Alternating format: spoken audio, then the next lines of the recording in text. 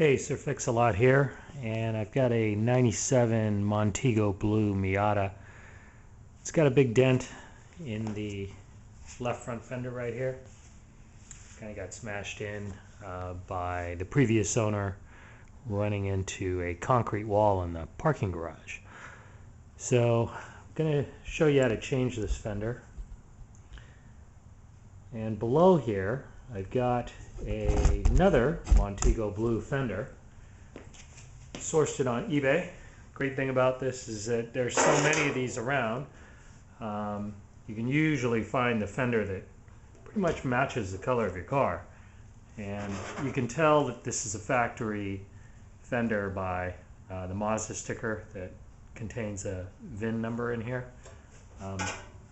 This one here is a factory Mazda fender, so I'm going to use the same thing in replacing it. And this one doesn't have any dents or anything like that. It's ready to mount. Paint matches and it's not faded. So I was in luck. Found this.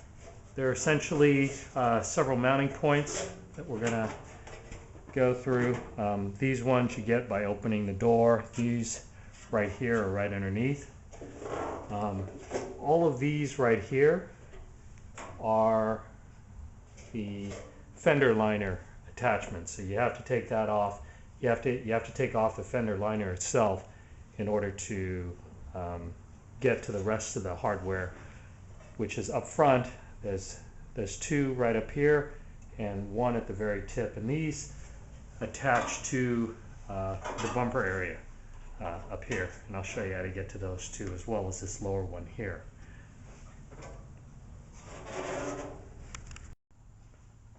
Okay, next thing you're going to want to do is to lay down some newspaper, because when you take the fender off, there's a lot of leaves and debris that's located in here. So when you pop this off, there's going to be a ton that drops down on the floor. You get this corner of the car jacked up in the air, and then remove the front wheel, and then you'll have access to the fender liner here. Now the fender liner you can remove with 8mm socket and a Phillips head screwdriver. There's a series of attachments all the way around in a half circle here. You remove all those and then you take out the plastic fender liner.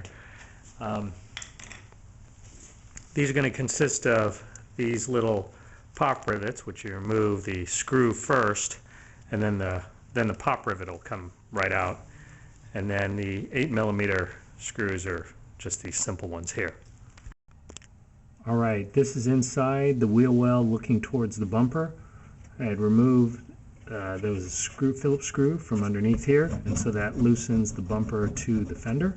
And then there's only two more, these two right up here, which are 10mm, and you just need to remove those, and then the fender will be free to be released from the bumper area as well as the forward brace. Then back down here, I've already removed the first bolt underneath in order to remove the fender liner, and then there's just two more here at the bottom, and then there's two in the door. Once you open up the door, you'll see the two in there, and those just need to be removed, and then the entire fender will come right off. Definitely one of the most difficult parts of removing the fender is in this frontal area here.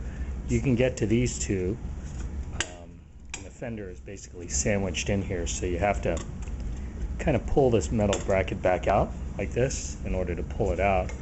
But the most difficult piece is actually up here. There is a 10mm bolt that's very difficult to get to. So what I did was I undid one of the front bumper cover corner bolt here and a couple of the support bolts underneath, and pulled the front bumper cover out a little bit, just enough to get to this I'll show you here, just enough to get to this bolt on the other side.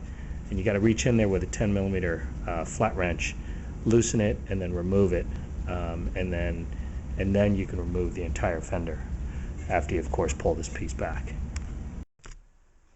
Alright, and there you have it. You got to make sure that you install the fender from the front first, and then get things lined up as you go all the way back. There's this center piece right here.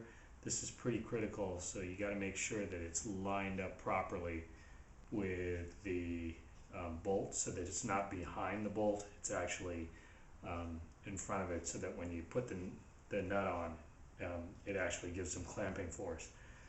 You can adjust the fender out this way in order to not have the door rub with it, and to get the proper gap. Put on the wheel and you're set to go.